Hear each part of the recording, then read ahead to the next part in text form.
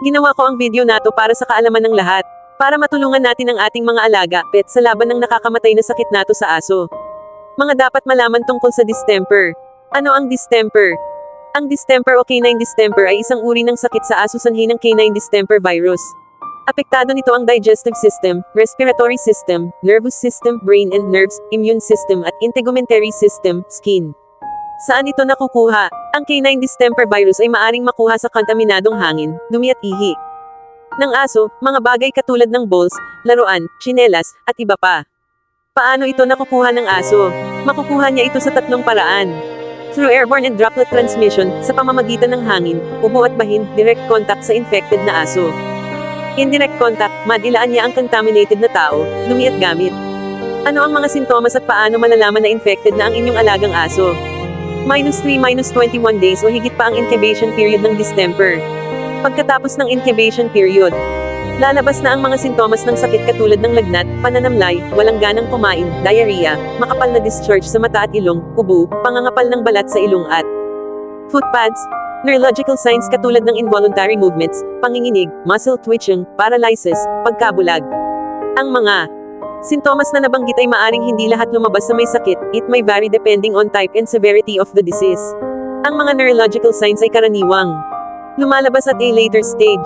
Maaring tumagal ng 3 buwan o higit pa ang duration ng disease. Permanent ang brain and nerve damage na dulot ng virus, once nagkaroon na ng involuntary movements and other neurological signs, hindi na ito mawawala. Anong edad ng aso ang pwedeng tamaan ng distemper? Kahit anong edad ay pwedeng tamaan ng distemper.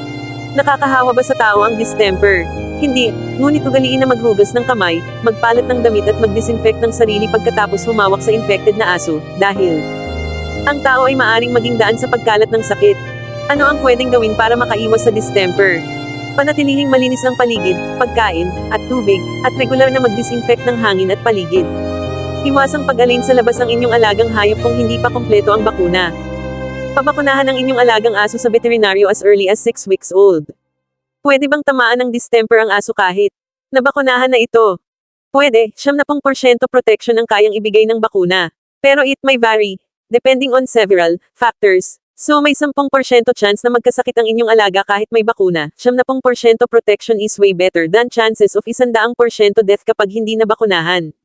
May lunas ba sa distemper? May mga pagkakataon na nakakasurvive ang aso without treatment pero kadalasan 100%.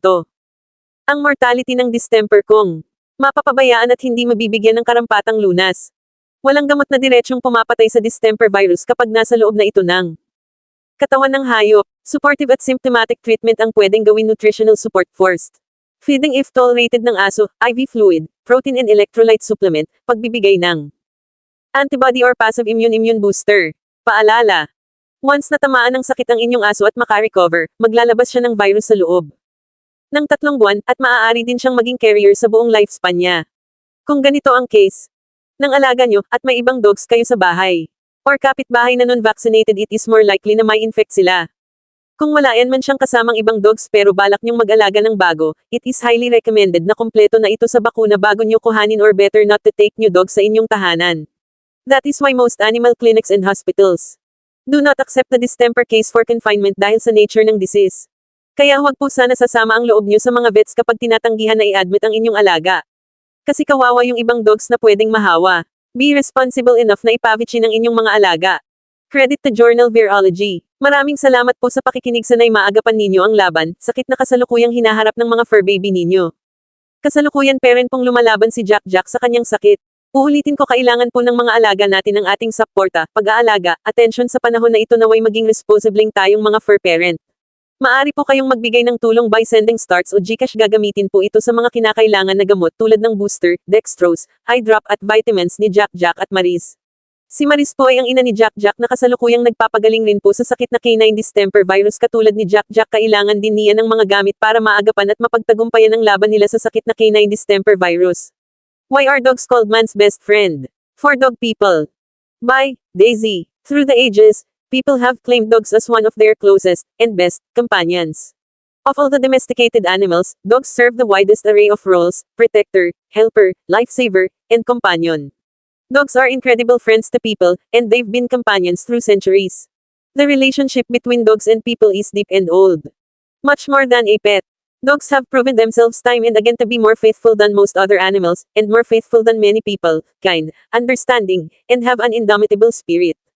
They greet us happily after what may have been the worst day of our lives and make us feel better with a wag of their tail and a playful grin. Jack and Maris are not just pet for us but a member of our family. They bring joy, laughter and happiness to each of our lives. If you're not a dog lover and you don't have something nice to say, just skip the video. Taisim.